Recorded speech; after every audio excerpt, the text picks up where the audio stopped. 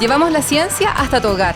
Hablamos con científicos y científicas dedicados a la investigación para conocer los aportes que hacen a la sociedad y al mundo.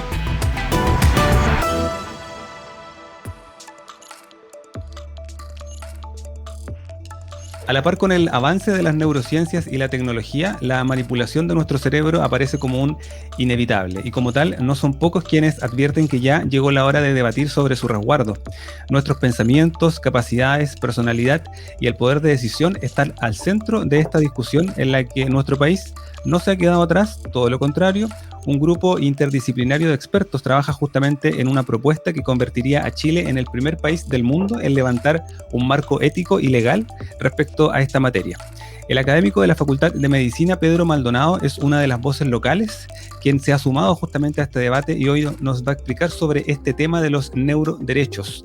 Pedro Maldonado es licenciado en Ciencias Biológicas y magíster en Ciencias Fisiológicas de la Universidad de Chile, doctor en Ciencias de la Universidad de Pensilvania. Además realizó su postdoctorado en el Centro de Neurociencia de la Universidad de California. Hoy día también es académico y profesor titular de la Facultad de Medicina de la Universidad de Chile. Pedro, bienvenido y muchas gracias por acompañarnos hoy día en el Café Científico. Bueno, muchísimas gracias por la invitación. Es un placer compartir con ustedes y hablar de este importante tema. Bienvenido, Pedro, a nuestro Café Científico. Muchas gracias por acompañarnos el día de hoy y a conversar de este tema que relaciona cosas que uno no se esperaba que íbamos a tener que estar hablando en estos momentos. Relaciona nuestra privacidad mental, incluso la manipulación de nuestros pensamientos.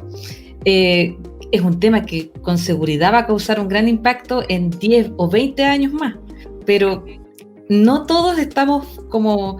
no hemos oído muy seguido esto. Entonces, ¿de qué hablamos cuando nos referimos a los neuroderechos? Bueno, quizás haya que empezar hablando del origen de esta idea, que surge de un grupo de neurocientíficos de Estados Unidos que están agrupados en una organización que se llama Morningside, liderados por académicos de la Universidad de Columbia, particularmente Rafael Yuste, un connotado neurocientífico. Y ellos publicaron en el año 2017 un artículo en la revista Nature, en el cual expresaban su preocupación y identificaban 4 prioridades éticas en relación a las neurotecnologías y la inteligencia artificial.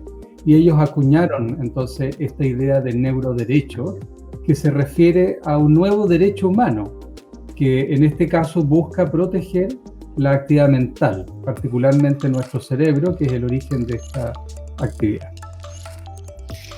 Y tú dijiste que tenían estos 4 aspectos, ¿cierto?, éticos. ¿Y qué aspectos entonces tenemos que proteger cuando hablamos de los neuroderechos? La gente, yo creo que se imagina todas estas películas así como que van a leer nuestra mente, pero ¿a qué se refiere y por qué también tenemos que protegerlo? Sí, justamente este miedo o susto que uno observa a partir de las películas de ciencia ficción es alguna de las cosas que se busca proteger. Estas 4 prioridades tienen que ver justamente primero con privacidad y consentimiento, de que nuestra actividad mental permanezca privada si así lo queremos, y si queremos compartirla, que consintamos. También en la medida de que nuestro cerebro pueda interactuar o ser modificado por la neurotecnología, esto puede cambiar la actividad de nuestro cerebro. Y esto es relevante porque normalmente quienes somos, nuestras memorias, nuestras ideas, residen en el cerebro o son producto de la actividad eléctrica del cerebro. Modificar el cerebro podría cambiar lo que pensamos, pero también cómo nos sentimos o quiénes nos sentimos. Entonces, la agencia de identidad es relevante. Asimismo, una tercera preocupación ética tiene que ver justamente con estas tecnologías que van a permitir que personas conectadas a otros dispositivos tengan capacidades cognitivas aumentadas. Y la idea es que efectivamente, si es que ocurren estas mejoras, que sea éticamente compartida por todos, es decir, que haya un acceso igualitario.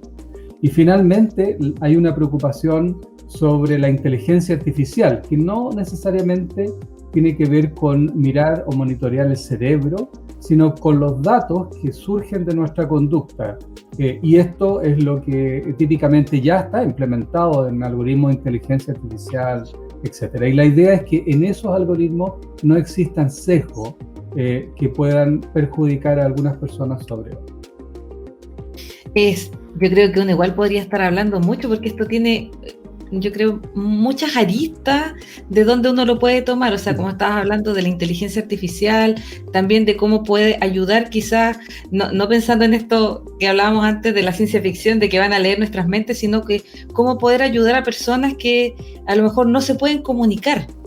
Y quizás entrando con algún mecanismo a su cerebro, podríamos hacerlo. ¿Nos podrías explicar un poquito más acerca de eso?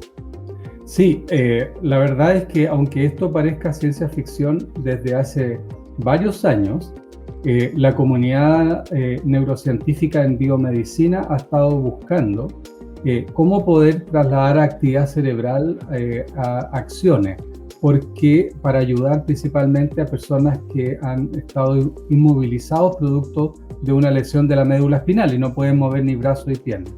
Sin embargo, el cerebro funciona y los mecanismos y la actividad mental para mover brazos y piernas todavía está intacta. Entonces, por muchos años se ha desarrollado dispositivos que en el fondo ponen sensores dentro del cerebro de estos pacientes y pueden leer la actividad eléctrica y transformar esa actividad en movimiento de un brazo robótico o sus propios brazos, etc. Por lo tanto, la tecnología para leer el cerebro ya existe desde hace décadas. Asimismo, hoy en biomedicina también es posible cambiar la actividad del cerebro, y esto se ocupa en algunas patologías como Parkinson, como depresión, donde se inserta un electrodo en el cerebro y se cambia la actividad eléctrica para prevenir los problemas de estas patologías. Así que no es ciencia ficción, que ya estamos interviniendo y leyendo el cerebro en un grado muy crudo, pero lo estamos haciendo. La pregunta es, ¿cuándo se va a sofisticar esto?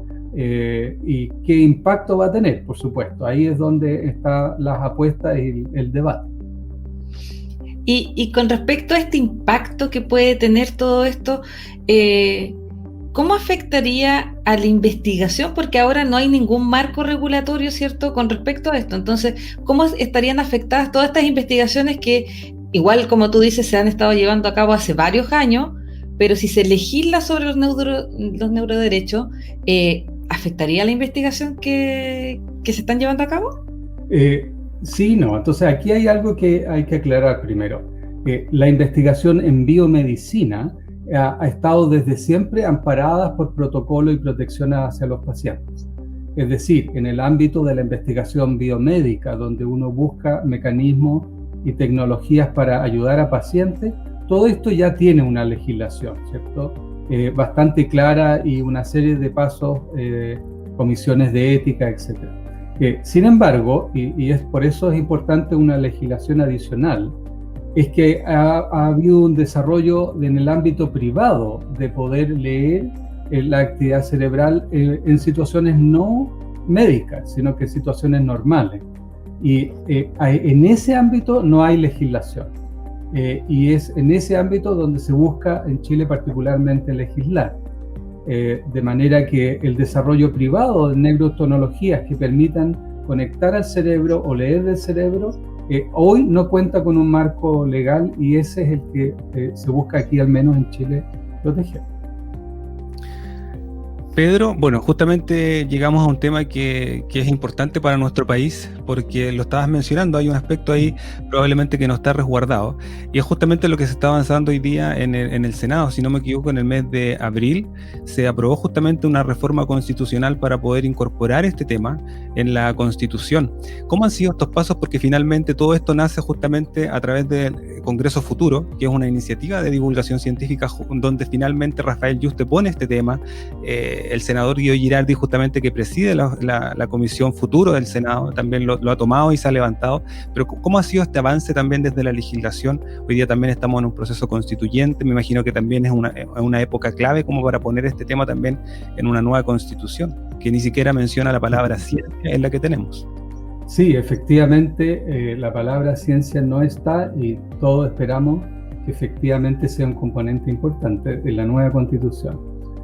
Tú tienes razón, el año 2018-2019 Rafael Yuste fue invitado a hablar sobre neurociencia en el Congreso Futuro, y a raíz de sus charlas y preocupación por los aspectos éticos fue invitado frecuentemente a trabajar con la Comisión de Desafíos del Futuro para diseñar una propuesta de legislativa para proteger el cerebro por estos aspectos que hemos estado hablando. Y de ese trabajo salieron dos cosas. Uno, un proyecto de ley que específicamente establece los límites bajo los cuales puede ocurrir este desarrollo de tecnología, y una modificación constitucional que efectivamente el 13 de abril fue aprobada, que tiene que ratificarse todavía. Por supuesto que esta modificación constitucional puede ser de corta duración, porque vamos a tener una nueva constitución y este artículo podría o no podría quedar.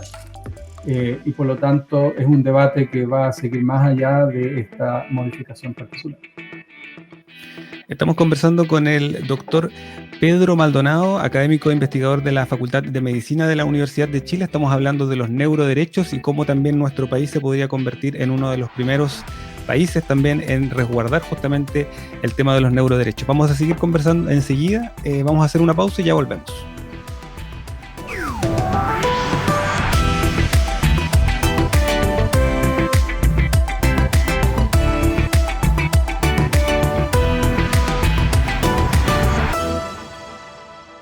Estamos conversando con el doctor Pedro Maldonado, investigador de la Facultad de Medicina de la Universidad de Chile. Estamos hablando de los neuroderechos y cómo este tema se ha ido posicionando justamente en nuestro país para en algún momento incorporarlo justamente en esta constitución o en la constitución nueva que se está trabajando también en este proceso constituyente que estamos viviendo como país. Pedro, hemos estado hablando en el primer bloque justamente cómo surge el tema de los neuroderechos, cómo se ha ido instalando en nuestro país y cómo también podemos llegar en el fondo a leer la mente.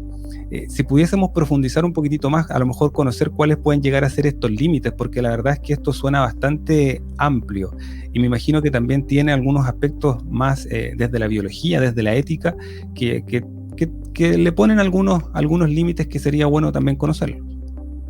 Sí, yo creo que efectivamente es importante que conozcamos cuáles son las capacidades actuales que tiene el desarrollo tecnológico para leer la actividad mental y también para escribir sobre la actividad mental. Porque cuando uno habla de esto, lo más común es que la gente exprese ansiedad por el hecho de que le van a leer el cerebro. Pero ¿qué tan real es esto? Si bien tecnológicamente hemos podido registrar la actividad de neuronas en el cerebro por décadas, nos ha sido muy difícil tratar de entender el lenguaje que ocupan las neuronas para poder ejecutar una conducta en particular. Y ahora entendemos un poco cómo las neuronas pueden mover brazos y piernas, y se ocupa esto en el ámbito biomédico. Pero todavía no conocemos mucho cómo el cerebro configura y establece una emoción, o establece una preferencia por un producto, o establece mi opinión sobre el jefe. De manera que aunque somos capaces de leer la actividad del cerebro, no somos capaces de identificar cuáles son los pensamientos que tiene una persona hoy en día. Esto es teóricamente posible, pero técnicamente y conceptualmente, teóricamente, nos cuesta hasta que entendamos completamente el código que usa el cerebro. Hoy día se pueden hacer modelos y usar inteligencia artificial para decir si una persona está viendo un animal o una cosa, o si vio una serie de fotos, luego cuál de las fotos estaba mirando, pero cosas que son extremadamente crudas. Y además de eso, para poder lograrlo, se necesita que las personas colaboren mucho con los investigadores, de manera que hoy no existe ninguna tecnología que permita, sin el consentimiento y de una manera cruda, poder efectivamente identificar y predecir qué es lo que una persona piensa o siente o prefiere. Es importante lo que estamos por el momento en un momento tranquilo, digamos. No sabemos cuánto va a durar, dependerá del desarrollo de la neurotecnología y de la teoría acerca de entender el cerebro. Claro, no, te iba a mencionar que es importante hacer la diferencia porque justamente se escucha mucho esto de leer el cerebro, y no hemos hecho a lo mejor la distinción entre una cosa es leer el cerebro en base a lo mejor aspectos más desde la biomedicina que vayan en beneficio justamente de la ciudadanía con aspectos súper puntuales, y otra cosa es leer el pensamiento, leer efectivamente qué es lo que qué es lo que está pasando por nuestra mente en ese momento, y ahí a lo mejor nosotros tendemos a confundir esto porque uno escucha efectivamente que se puede avanzar en leer el pensamiento de las personas y es un tema un poco más delicado. Sí, hay que hacer notar, por ejemplo, muchas personas podrían haber escuchado hablar de la iniciativa de Elon Musk y su compañía Neuralink, donde han puesto cientos de electrodos en el cerebro de un mono, por ejemplo, que luego es capaz de jugar Pong, ¿cierto? Un videojuego con la mente. Esto parece un enorme avance científico, pero en realidad está basado sobre tecnología de los años 80. Simplemente es una sofisticación de una tecnología ya conocida. Todavía no hemos avanzado suficiente para poder entender todos los códigos del cerebro, y antes que lo logremos, por más que registremos, vamos a escuchar, pero no vamos a entender el lenguaje. Y esa es una dificultad teórica que aún no hemos resuelto.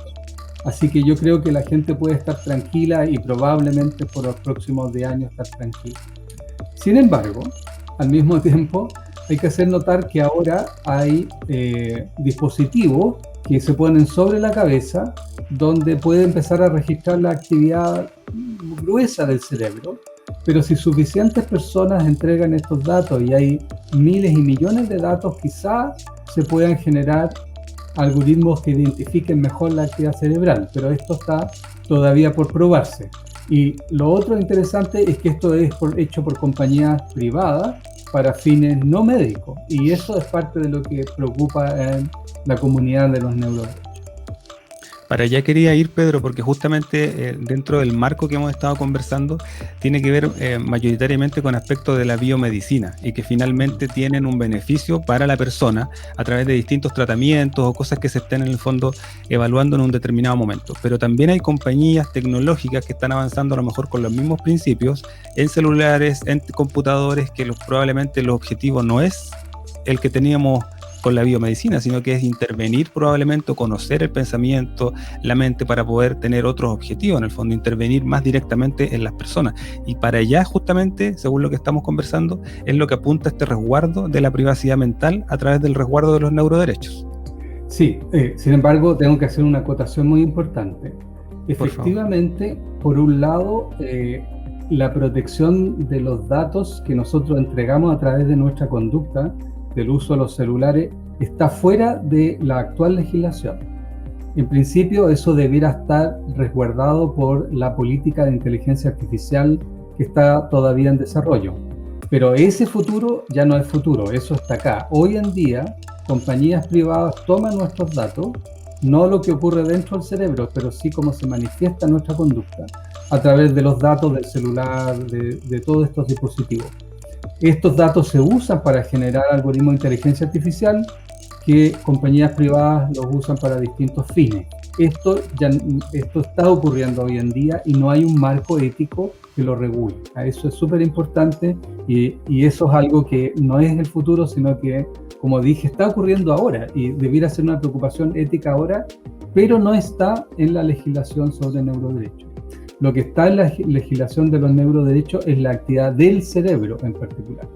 Y como tú dijiste, efectivamente hay compañías privadas que ahora, aparte de usar el celular y el computador para recoger datos, quieren recoger datos directamente, escuchando al cerebro desde afuera, como escuchar fuera del estadio lo que pasa, y usar esos datos también para entender qué es lo que nos gusta, no nos gusta hacer, etcétera, y luego usarlo para fines que cada compañía podrá tener, digamos. Esa regulación sí estaría amparada por la ley de neuroderechos en Chile. Perfecto. Pedro, saliendo un poquitito de los neuroderechos, pero manteniéndonos en la neurociencia, en el fondo, ¿cuáles hoy día los últimos temas que están apareciendo como para poder avanzar en investigación con respecto a este tema? Bueno, es muy interesante. La neurociencia está sufriendo enormes cambios paradigmáticos en los últimos años. Uno de los más potentes tiene que ver con entender las operaciones básicas del cerebro. Generalmente pensábamos que el cerebro procesaba información, que capturaba luz y otros estímulos del mundo y trataba entonces de recrearlo. Pero hoy día hay más bien una concepción de que el cerebro es el que más bien establece un modelo mental del mundo. La realidad como la percibimos es una construcción mental, no una captura del mundo. Y eso cambia totalmente la manera en que estamos tratando de entender el cerebro, no como un procesador de estímulos, sino que como un predictor de cosas del mundo. Entonces ahí hay una enorme revolución. También está el tema más importante de la neurociencia, que tiene que ver con tratar de entender nuestra experiencia subjetiva, ¿cierto? ¿Qué es el dolor? ¿De dónde sale el dolor? No hay lugar de dolor en el cerebro. ¿Cómo esta actividad eléctrica y química que ocurre en nuestras cabezas se manifiesta en nosotros como esta experiencia de que algo nos duele, ¿ya? O algo que vemos, o la conciencia? Aunque parecen preguntas filosóficas, son preguntas profundamente neurocientíficas, de las cuales no tenemos muy poca idea, y por lo tanto son los enormes desafíos para el futuro. Y son desafíos porque lo que ocurre en nuestro cerebro, nuestra memoria, lo que vemos, nuestros pensamientos, son, por definición, lo que la mayoría de las personas definimos como que es un ser humano. Entonces, ¿quiénes somos? En gran parte reside en la actividad de este cerebro, y por lo tanto su protección y su entendimiento es esencial para la humanidad. Y por eso que ha tomado un rol importante científico. Aparte, por supuesto, del enorme rol en salud, donde cada vez más el gasto social en salud mental va subiendo y subiendo en comparación con otras partes del cuerpo. Y no seguir entendiendo el cerebro está causando más enfermos y más cosas. Así que hay varias razones por las cuales la neurociencia creo que está tomando un rol central. Y por último, agregar la parte educacional, porque aprendizaje, educación y cerebro son todos parte del mismo esquema. Claro. Y entender cómo aprendemos va a tener un enorme impacto en cómo nos educamos, sobre todo que no vamos a ver qué tipo de educación tenemos que entregar para un mundo que está cambiando tanto como el nuestro. Pedro, el tiempo se nos pasa volando, ha sido súper interesante, pero ya una última pregunta, y es, tú hablaste mucho acerca de todo esto, lo que está ahora en la punta del iceberg de la investigación en neurociencia, y en nuestro país, ¿cómo está con esas investigaciones? ¿Qué se está haciendo actualmente? Si nos puedes contar también un poquito de eso. Sí, como ustedes saben, la ciencia es una actividad global y afortunadamente en un mundo globalizado, hoy en día hacer ciencia en Chile no es tan complejo porque se permite interacciones con científicos de todo el mundo.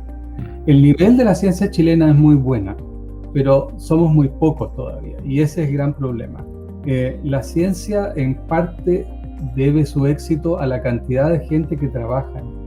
Y cuando trabaja muy poco, la probabilidad de éxito son bajas. Cuando trabajan muchos, la probabilidad de éxito es alta. Entonces, para tener un impacto en el desarrollo económico y social de nuestro país, tiene que haber un número de científicos dedicados en todas las áreas de la ciencia. Y es un número en que nuestro país definitivamente todavía está al debe. Así que ese desarrollo de la comunidad científica es siempre una preocupación que no debiera ser preocupación solo de la comunidad, sino que de cualquier de gobierno en nuestro país. Entonces, ya con esta última reflexión, ¿cierto? Seguimos incentivando, porque la idea también de este programa es incentivar a todos los jóvenes que quieran estudiar ciencia en las diversas áreas que tiene, ¿cierto?